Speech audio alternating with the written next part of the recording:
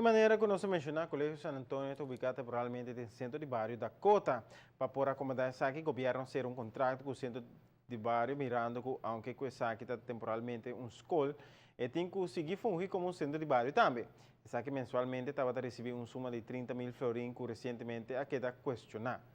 A diretiva de centro a abrir buque para mostrar transparência e dona de conhecer que está de lamentar o que está especulando, mirando que está se tudo possível para melhorar o centro e seguir isso aqui adiante para a nossa juventude. De bairro de Porte da Cota é o centro de bairro mais grande na Aruba. Nós temos, junto com o plano de bairro do governo de Aruba, a um schatting que custa para a direita full e facilidade,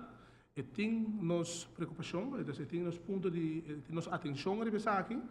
e essa aqui está seguro, vai alrededor de 5 para 6 milhões de florins, para propor facilidade echt bom operacional maneira como está. Se para 20 luna em total, quando nós a entrada de 30 mil florins, se eu vou contar mais ou menos uns 6 mil florins, nós a invertir essa aqui completamente de facilidade. Centro de várias diretiva a dar uma explicação no governo e também na seu membro durante o último algemene lei de vergadering, tour e placa que ordem invertir. A mostra suma a baina entre outros renovação de DAC, banho, mobiliário, manutenção, ERCO, gasto na mensual, seguridade e inversão social para o centro como o nome ser Lubidaco, o centro a parte de ubicar o Colégio San Antonio, mas sigue funcionando de normal maneira centro de bairro. Nós não estamos olvidando que o centro de bairro queda centro de bairro, depois de hora de escola, e estamos brindando o serviço social e também recreacional na bairro, não somente na bairro, na Aruba, na torre visitante, e também 6 meses nós estamos seguindo trabalhando de direção aqui. Nós estamos lamentando profundamente a palavra aqui, e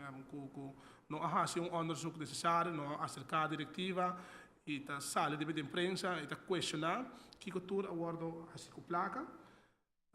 dia mais nós ta queda uma organização que não ta ganha placa de sentido que nós ta non-profit organization dus toda placa ta ora invertir back da parte social dus tem qualquer parte positivo o governo assumir está donando aqui não está pagando um serviço de uma escola mas é mesmo placa aqui ta ora invertir da parte social do próprio pueblo. O centro de bairro invertir essa aqui completamente de parte recreacional social de emocional, de parte infraestrutura de lugar e para assim aqui nós podemos dar melhor serviço.